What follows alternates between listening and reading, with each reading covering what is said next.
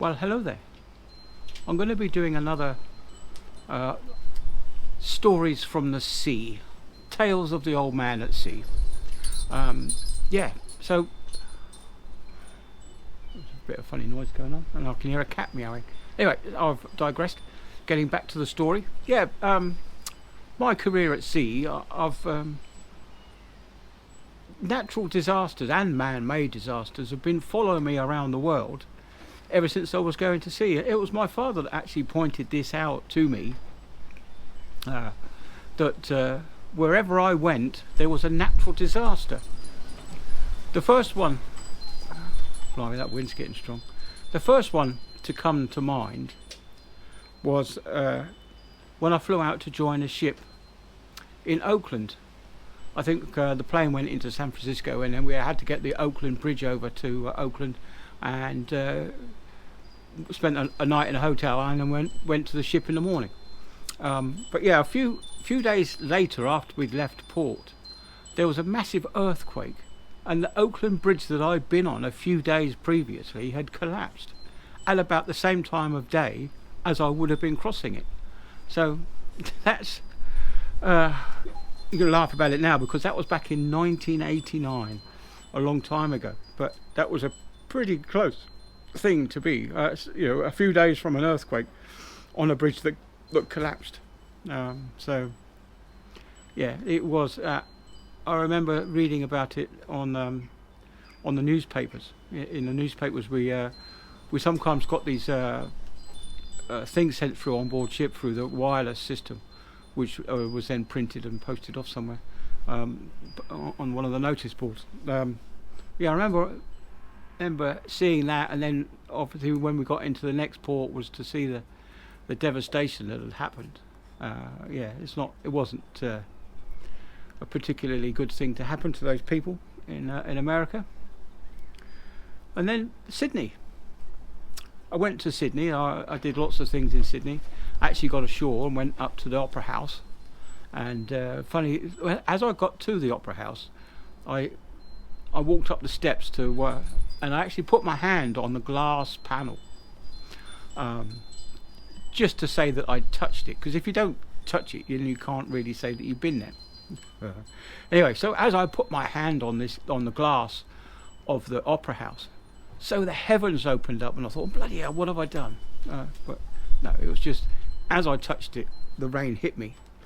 So that was a bit of a coincidence. But yes, back in 1994, there was a massive fire in Sydney, Australia, just several days after I'd visited. And this is when my dad started to put two and two together. He started to worry about me a little bit. And then the following year, in 1995, I went to a place in Japan called Kobe. A lovely little town. Really enjoyed it. I loved the karaoke bars. Had some wonderful meals. Did a bit of shopping.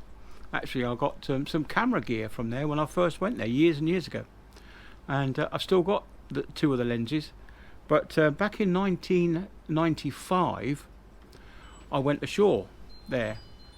Now, this is a strange place because we have they called it the Motomachi, which was a row of shops, and in between the row of shops was this overhead roadway, which is sort of like an elevated road, so it went up on a pillar, and there was a road above, and you could hear all the cars running by. But yeah, it was a nice little town. They had a nice lots of little tiny shops and some bigger department stores there, I do remember.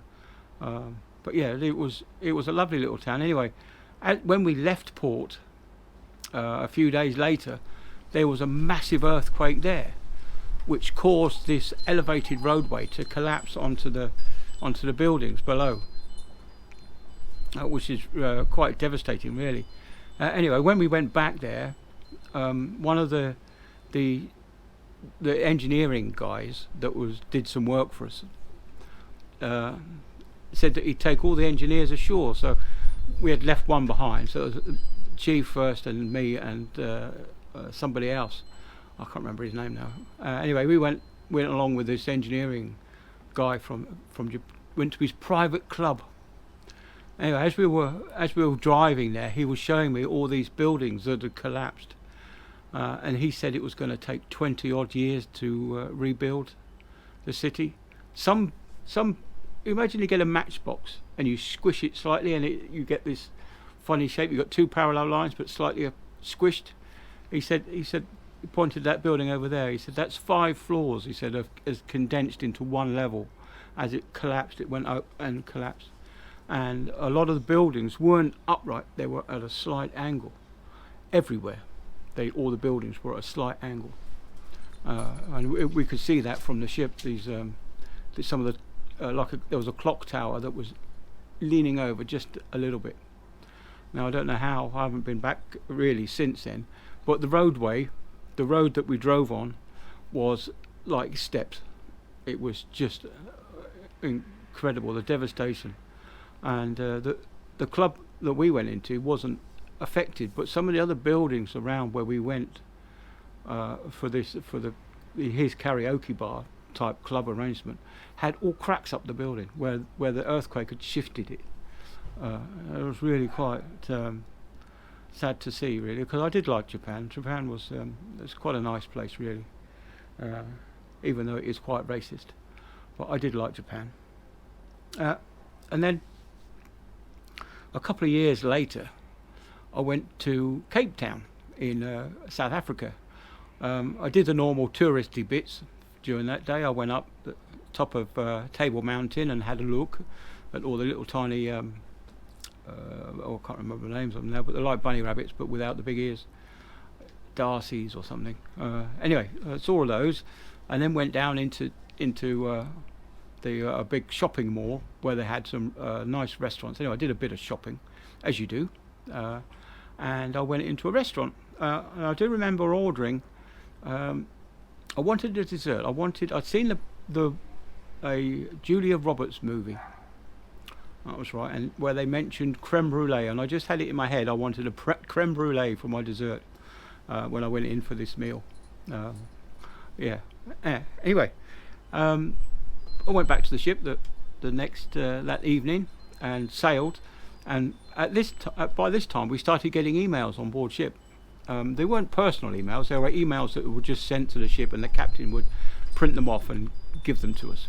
Anyway, I got this email from my girlfriend at the time, telling me that there had been a terrorist attack in one of the restaurants in this shopping mall that I had been to. I'm not quite sure whether it was the restaurant that I was in, but yeah, that's another disaster that I was lucky to be not part of. Really, I think if the ship had been delayed and we'd gone in a few days later, I would have been maybe one of the victims, or at least involved in it, because it was at about the same time as I was there. So that was quite shocking, but yeah. And then a few more years went on after that before anything else really happened. And this one preceded my visit. I had some flights booked to go out to New York to join a ship on the container terminal. I don't know if you guys have actually watched the movie with what's his name, Tom Cruise in it, the War of the Worlds with Tom Cruise in it. And he's in a container terminal. Anyway, I flew out to New York where this container terminal was that he had starred in. And if you draw a line between the container terminal, Staten Island, and carried on, you would have got to the Twin Towers. Anyway, so yeah, my flight was booked for a couple of days after 9/11 had occurred. And I remember watching at home. I had the television on, and I was watching news coming in from New York. Absolutely shocking. It really was devastating. And my flight had been cancelled and postponed, and I went out a few days later on. I flew out to Newark Airport, I think it was, and then went to join my ship, and from my ship at the night time, you could see clouds of smoke still coming up from the craters that were the Twin Towers. And the following trips, they had the searchlights up, the 2 searchlights, which is rather sad, really, to think of all those people who'd suffered. But yeah, so anyway, another disaster that I narrowly avoided was the Thailand tsunami. That was in 2004. I was at home then for Christmas. One of the few times that I was actually home for Christmas. But I know people who knew people in Thailand who had not died, but had seen the tsunami coming. Yeah, and so that was quite shocking as well, wasn't it? That was 2004. One of the other things that happened, we actually sailed over a tsunami. Later on, I was on another very large container ship, and the captain told us that we were going to hit a tsunami. But he said not to worry, because deep sea, the tsunami might only have been about 2 inches deep, so they wouldn't have affected us on our big container ship. But as you know, you can't compress water, so when the seabed goes like that, comes up in an earthquake, so that pushes the water that's above it up, and you get it spreading out. And that's what happened in Thailand. As the mass of water had gone up by 2 inches, but over a massive area, as it went into the coast, this had to reduce in height because the level of between the surface of the sea and the seabed had started to shallow. So that's when the wave grew. Devastating effect for those poor people out there. And I have had quite a few nice runs ashore in Thailand, and the people there are very friendly and helpful, and some of them are a bit too helpful, if you know what I mean, some of the bar girls, but yeah, it's when you've had a few beers, you have to have the will of steel, you know. Last thing I wanted to do, I had a girlfriend at the time, the last thing I wanted to do was to be a bit naughty. So anyway, that was in 2004. Then went out to a couple of places in New Zealand. Actually, we were on the run that we used to go to. We used to go to was to Napier, Auckland first, which is one of the largest cities in the world. It's absolutely a massive, great big place. Then we went to the capital, which is Wellington, on the South Island, and from there we went round the. If you go round the top of the South Island, you'll come to a place called Christchurch. In that bay, I think it's a volcanic bay, or is it Port Chalmers? Anyway, I have to look at the map. But yeah, one of the places that we went to in New Zealand was a natural harbour formed by a collapsing volcano, and in the middle of this natural harbour was the starting point of another volcano. All you saw was just a little tip poking up out the water with a crater in the middle, and but that's where the volcano had been, that was there. But back in many millions of years ago, the side of this volcano had exploded and forced, obviously, a great big gap, which was then flooded with seawater. And yeah, the town of Lyttelton is in one of those harbours, and there was an earthquake there that was in 2010 in Christchurch, which was quite close to Lyttelton. Now Lyttelton was a lovely place. Was just as you come out the dock gates, you turn left, walk up this a few yards up, there was a bar there, and the lady behind the bar used to sell us pickled onions. She used to make her own pickled onions, and boy were they good. And there was the pickled green lip mussels as well, absolutely huge, great mussels, out of the shell, pickled, ready to eat. Yeah, we used to buy those. But yeah, the German bar up the street used to go into there, and a little tiny shopping centre which we used to buy up. Well, I used to go get the shower gels ashore really, and a few chocolatey treats. Yeah, we had quite often have a chocolate frenzy. Yeah, you know who you are. Right. Anyway, that was in 2010 that disaster happened. Now we went also, one of the other places that we used to frequent in New Zealand was a place called Napier. Now that when I was there, there'd never been a disaster, but when you went onto the beach, the sand on the beach was black, and I was told it was lava. Or obviously the lava had broken up and formed this black sand. Absolutely amazing place.